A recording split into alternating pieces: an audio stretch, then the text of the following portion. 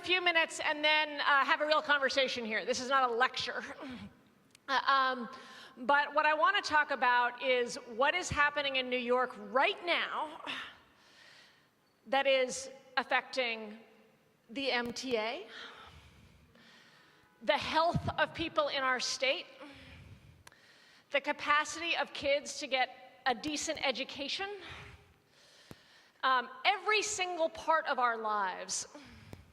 And it is not only horrifying for what it is doing to people in our state, it is profoundly embarrassing that New York State, full of the biggest hearts, the great progressive tradition, is in a position to be standing up against Donald Trump, but standing up with a state that could be so much better.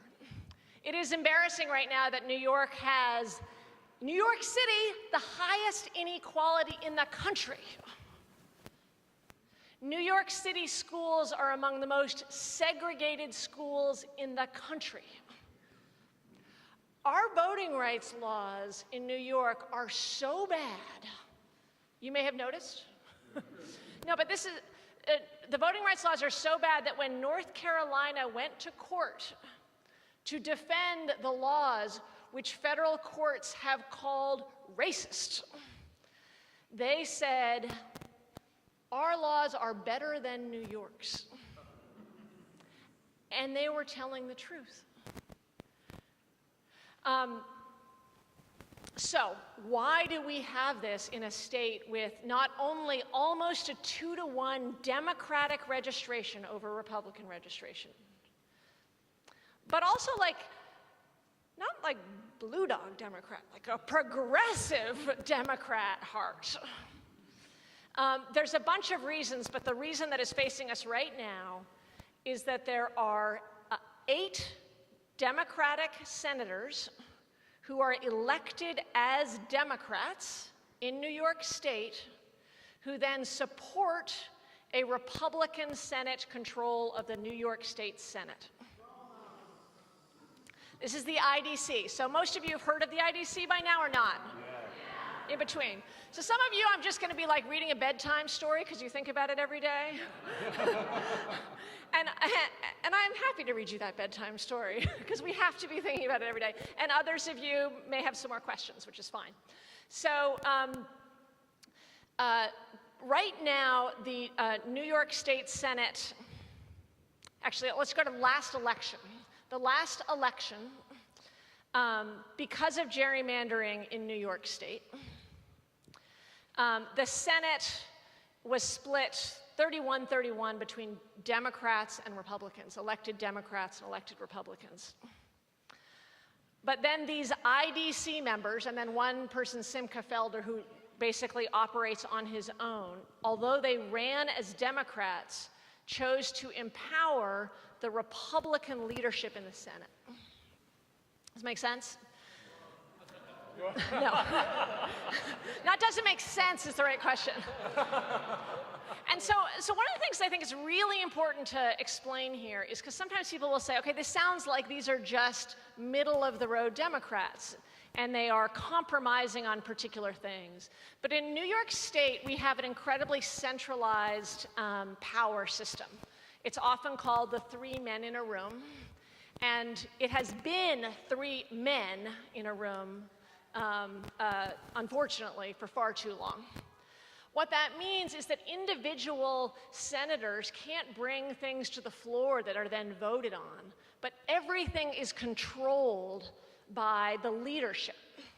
So we have a Democratic assembly, but then we have a Republican-controlled Senate. So even if there are ideas that overwhelming New Yorkers support, if the head of the Republican Senate says, I don't want this to come to the floor for a vote, it doesn't come to the floor. So the critical choice of all of your representatives is when you go to Albany, Senator, who will you support to be the leadership? Because that choice about who is going to be the leader decides everything. Does that make sense? So these 8 IDC senators run as Democrats, and they often run as progressive Democrats. This is why these aren't blue dog centrists, just sometimes flipping one side or the other. They're running as progressive Democrats, saying they support single-payer health care in New York State, saying they support public financing of elections, saying they support gender, saying they support the DREAM Act. And then when they are elected, the most important decision they make is who do they support for the head of the Senate, and they support the Republican. So we don't get gender, we don't get the DREAM Act, we don't get the New York Health Act, all the things that they said they would support. So it's much more devious than the middle of the road trying to dance between two sides. It's actually running as one thing and supporting something else. So why do they do this? There are a few different reasons. The sort of most crass is they actually get what in New York you call Lulus, which is these special benefits. And they also, basically because of skipping over the Republican Senate, make sure they actually get extra pay in some cases, so they're making more money. For others, it's about power. I just rewatched some of The Lord of the Rings. And Jeff Klein, who is Jeff Klein is the leader of these IDC. So it's this technical term, Independent Democratic Conference. They're not independent, they're not Democrats. They work for real estate, they're not independent, they're not Democrats, they work for Republicans. Jeff Klein has said, I think what he really wants, and I think most people who've watched him, is that he wants power. And that by working with these runaway Democrats, he has a lot more power and control in New York State. But the other thing is not to just ask what these IDC members want, but what does Andrew Cuomo want? What does real estate want? And what do the hedge fund managers who are way too politically active in New York want? So let's start with the last. There's a hedge fund manager named Dan Loeb. You might have heard of Dan Loeb because recently he said that Andrea Stewart Cousins, who is the Democratic leader in the minority right now, she should be the majority leader of the New York State Senate if people in the state were represented. He said that she was worse than the KKK, basically for her support of funding public schools and not all charter schools. So Dan Loeb, this hedge fund manager, is one of Andrew Cuomo's biggest donors. He spends millions to support Republicans getting elected in Republican Democratic swing districts in New York State. Like in my district, he spent millions in the Hudson Valley. He spent millions on the state Senate race on the Republican side. He spent over $500,000 to elect a Republican Congress, supporting one of the big Republican super PACs called the Congressional Leadership Fund. And he's a big supporter of the IDC. So this is a hedge fund manager who wants policies in New York State that support him, and the way he's going to get it is by supporting candidacies of these IDC members and supporting Republicans, so that even once you get elected as a Democrat, Republicans still control. Real estate, it's the same thing. If you look at who supports the IDC members, who supports their campaigns, they basically figured out a system. We're going to support Cuomo, we're going to support Republicans in Congress, and we're going to support the IDC.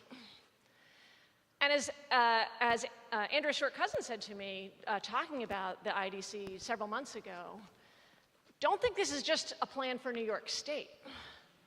When Democrats take back Congress, which they will, you'll see a similar kind of, this is a plan they're trying out. So even when Democrats win, running as progressive Democrats, they might then support other leadership. So this is a really, really devious, serious problem. Now, why does Andrew Cuomo want this? I think there's two main reasons. He and I still haven't had a chance to sit down and have a real chat. So I'm just going to guess. You know, it's usually nicer to ask, but one reason, the sort of crass, obvious one, is that his big donors are the donors who don't want progressive legislation in New York. The big real estate firms like Leonard Litwin, who used the LLC loophole, basically a way for corporations to give directly to candidates in New York State, to give him several $100,000 contributions. Big real estate doesn't want to see the tenants' rights go through that the majority of New Yorkers want. So when Andrew Cuomo's donors, his big donors, don't want to see progressive taxation in New York, which we so desperately need, they don't care about the MTA because they don't ride the MTA. They don't care about infrastructure. They don't care about sewage. They don't care about our schools. And at a deep level, they also want to disempower those people who are representing the other voices in New York. They really actually want to make sure that parents and teachers don't have a voice in New York State. And then the other reason is that Andrew Cuomo wants to be able to call himself the great progressive. He gave a State of the State last week. It was a little long. It included many different proposals that he has proposed over and over and over and over. Have I got to 8 yet? Every year he proposes public financing of elections. We need public financing of elections in New York State. He proposes things and then says, can't push it through. Not my problem. The reason he says he can't push public financing of elections through is because the Republican Senate, the Republican-controlled Senate, then blocks that legislation. So he can basically have his cake and eat it too. Say, I'm the great progressive, but then in reality say, it wasn't me that blocked it, it was the Republicans that blocked it, but he's enabled the 8 IDC members to work with those Republicans. So I'll just give you one example from this last week. He proposed, for instance, closing the carried interest loophole, basically taxing a far more fair taxation system. Great, we need to close the carried interest loophole. He knows full well that a Republican leadership in the New York State Senate is not going to allow that to happen. So he's proposing the progressive thing and then creating the block so that he can't get that done. Now, whether that's because it's about his own identity and how he needs to be seen in the world, or because he's running for president, I don't know. Probably both, right? But it is, I mean, it's immoral for what it does to the people of this state. It is immoral to play these kind of reindeer games when we're talking about whether kids have the resources they need to be treated as individuals and get the education they need. It is immoral and unacceptable that New York State hasn't passed GENDA, hasn't passed the DREAM Act with Donald Trump as president. And in New York State, we do not have the full protections of Roe versus Wade at a state level. You and I know where this state is on that. People are absolutely committed, absolutely no questions and no questions asked about a woman's right to choose. But we don't have that state-level protection in New York because the IDC empowers Republicans who then block that from happening in New York State. That is embarrassing, that is wrong. New York State should be showing what a true progressive state looks like, and we can't. So here's where we are in this. In the last year, this is so great to be with this amazing, it's the election subgroup. Yeah, your election subgroup at Rise and Resist. I see a lot of familiar faces from other parts of my life. But the election subgroup at Rise and Resist has done an incredible job over the last year with a whole network of other groups in turning the IDC from like a really weird sounding acronym to the sort of moral fundamental question that it is. By protesting, by calling people in districts, by calling out Andrew Cuomo when necessary, which is basically every day.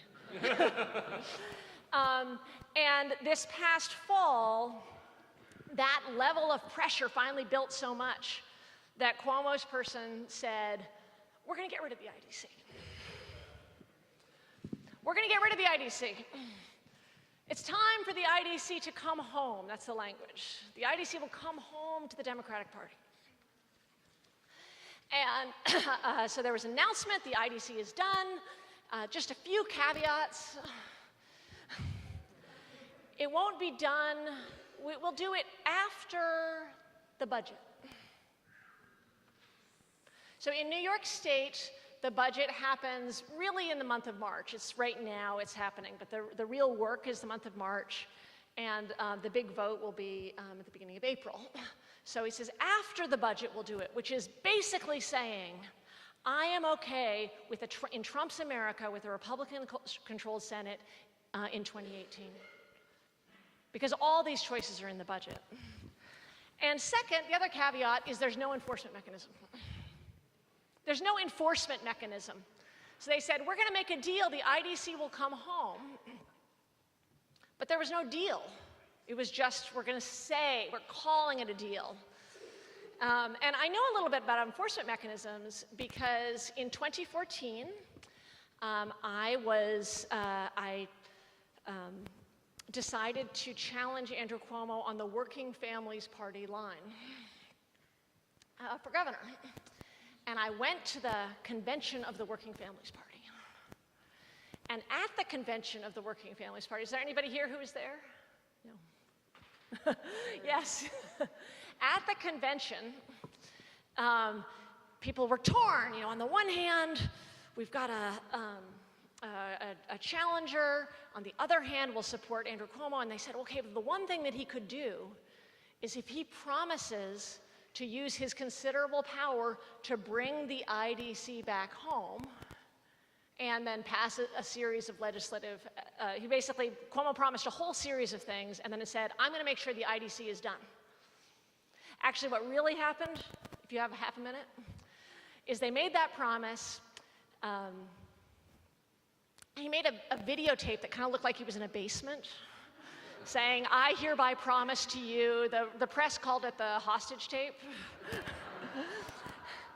But he didn't include the IDC promise. He just included the list of legislation. He said, I promise I'll pass X and Y, you know, like he always does. And the people at the Working Families Party said, that's not enough. So he actually had to call into the convention. He didn't want to come to the convention in person because he's not really one for human interaction. And he had to call in and say, I promise the IDC is coming home. And Jeff Klein, who I mentioned earlier, the head of the IDC, he said, the IDC is coming home. So we've been through this routine before, but there was no enforcement mechanism. It was just a promise. It was just saying, it's coming home. All this is a long way of saying the pressure that Rise and Resist and other groups have put on has forced the governor to start answering questions about the IDC.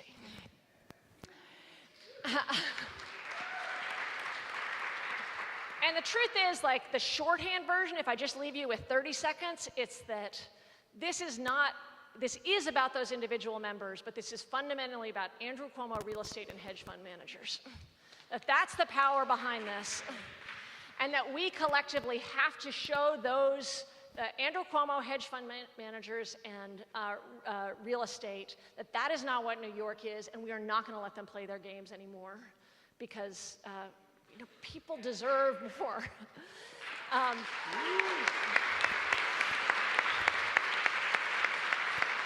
So one last wrinkle, this is the special elections work that you guys have been doing, which has been so great, is 2 of the existing Democratic senators, remember the electeds are now split, 31-31 in terms of who was elected, 31 Republicans, 31 Democrats. 2 of the elected Democrats ran for other offices, and so those are empty seats. So you would think if you were a Democratic governor in a Democratic state pushing for funding for schools, fixing the MTA, actually dealing with the real issues, you would get every single one of those seats filled as quick as you possibly could. And Andrew Cuomo has not called special elections for those seats. So there are 500,000 senators, 500,000 people, everybody's a senator. 500,000 people in New York who are going unrepresented because he's not calling special elections. It's just more evidence. Like, this is what's really going on here, is this is a guy who's serving real estate and hedge fund interests and not the interests of the people who elected him.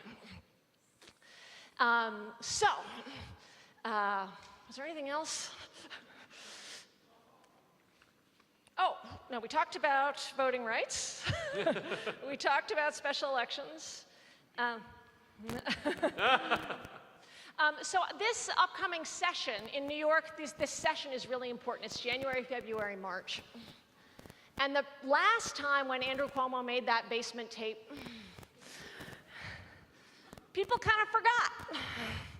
He says, the IDC is coming home. People kind of forgot. We cannot forget this year.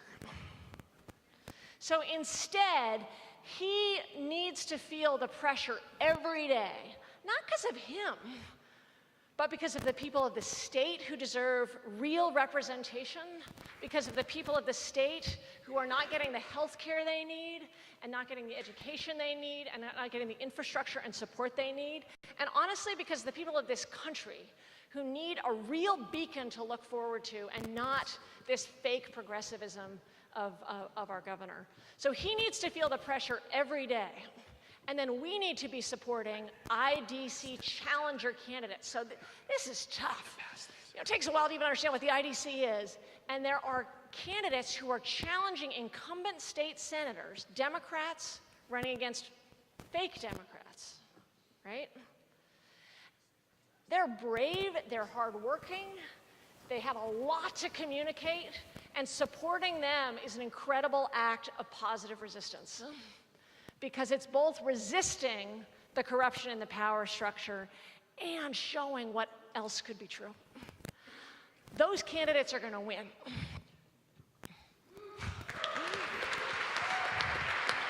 Robert Jackson is going to win against Marisol Alcantara.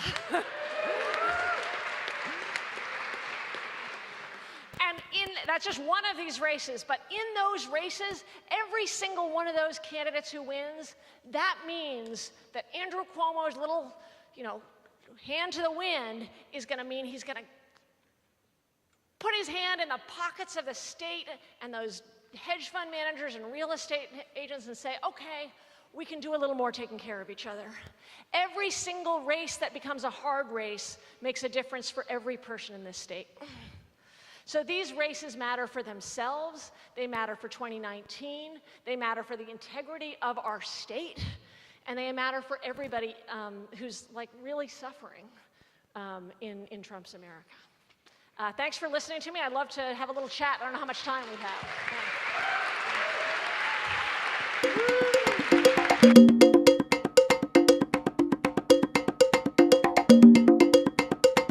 Thank you. Two points that I actually took off my little note speech, but you call up. One, Ben Yee is here. Ben and I are both delegates to the state party. The state party has not agreed to not fund IDC.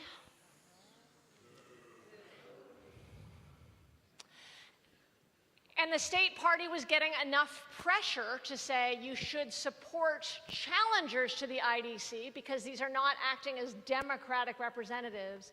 And it's an important other place to look for pressure, both at the county and at the state level. There are some county chairs in my county, Dutchess County, the county chair who was a Clinton delegate is one of the biggest anti-IDC people I know. So there are exceptions, but it's a critical area of focus. So when you're thinking about pressure, thinking about the county parties is really, really, really important and exciting. And then also thinking about the state party and asking, why doesn't the state party support local Democrats financially? Why doesn't the state party make sure that there are Democrats in every one of these races? And why isn't the state party standing up to support every single challenger? Because the IDC is hurting the Democratic Party. So thank you.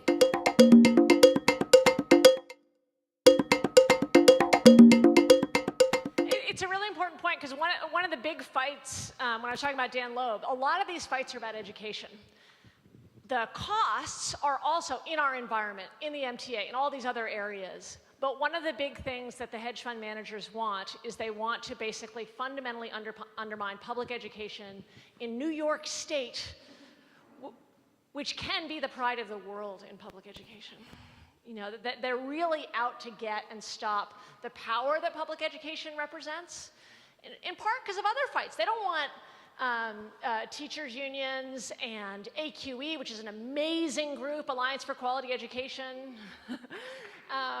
They don't want them to have power in the tax fights. They just want to get rid of these teachers and parents and people who are getting in the way of their tax fights.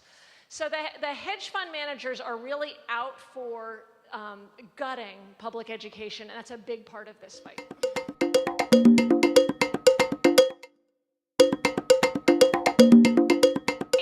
It's not easy, because usually we're like, okay, let's look for the list. You know, there's a checklist, like, do you support X or Y? And with the IDC, they'll say, yeah, I support the New York Health Act, and yet I'm supporting a Republican. So there's this. So I often, this isn't an easy answer, but I often just look for somebody with some history of standing up to power.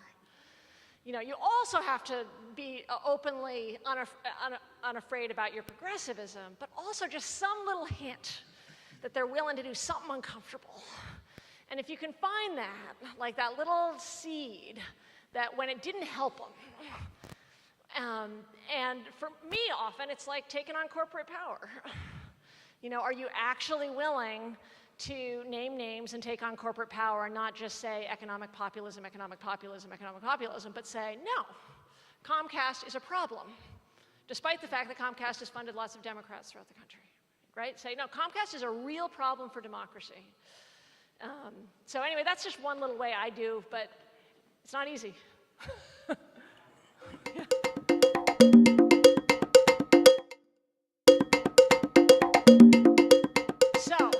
Great example. The New York Health Act is a great example, and Alcantara is a great example. And I actually think one of the reasons it's so important that for Robert Jackson to win is because Robert Jackson will be assigned, first of all, he's a great progressive. He will represent his district. But second, he'll be assigned that you don't get to say something, and that there's an immediate public response. An immediate, you know, you get elected, you switch over to the IDC, you do not represent people in this district anymore. So I actually think Jackson's race is incredibly important. On labor, there's a lot of different players. And my own view is I can really disagree with some of the choices made by labor leaders. Look, I disagreed with all of them in the last governor's race, right? And I will be open about that disagreement. And at the same time, I'm going to be out there on the strike line. So I think it's important to be supporting the IBEW strike right now against Spectrum in New York City. You know, that it's both saying, I'm going to be there for you, and I'm going to be unafraid about disagreeing with you, because there's just New York. The woman who asked the last question, it was John Oliver said, if you want to do something really evil, make it really complicated. Or maybe it was Colbert, I forget which one. It is so, or maybe they said boring, but this is complicated, you know? It's, New York politics is like, our people are so much better than our politics.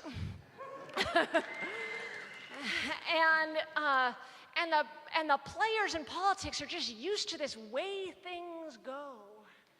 And you can't call out the king because terrible things will happen to you.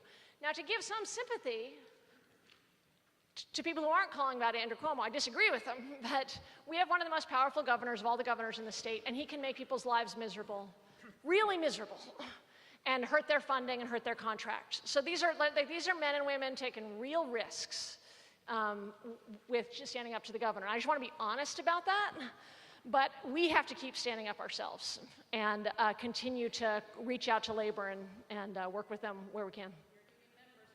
Yeah, union members here? Woo!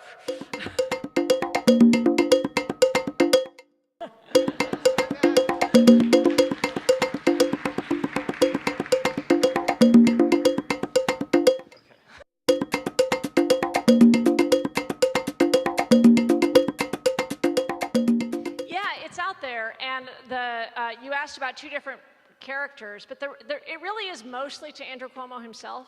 You know, the county chairs are not these, like, with exceptions. That's not where and interesting exceptions. But really it's about Cuomo himself. I mean, when I ran against him last time, after 6 weeks, I think we had more donors than he did. Now, granted, our donors gave like $10, but he really relies on, there was a Shane Goldmacher New York Times story on this a few months ago about his website. He has zero low dollar. So it's not just that he's making a little money off of high dollar, it's like all high dollar. And when you have that kind of dependency, there's a huge problem there. So I think what you're doing, calling out that connection, and this real estate connection is like, I mean, it's a tragedy. It is a daily tragedy for people's lives, and it's a tragedy for the city, it's a tragedy for the state. And we're talking a handful of people who are just holding on to power for their own profit. And we can do so much better than that. And real estate, I mean, that's Trump world. You know, like we're talking about, you know, being close to real estate, rushing through bills. That's not what we in New York State should be doing. So thank you guys for your time and for your future. Thank you so much. Rise and resist.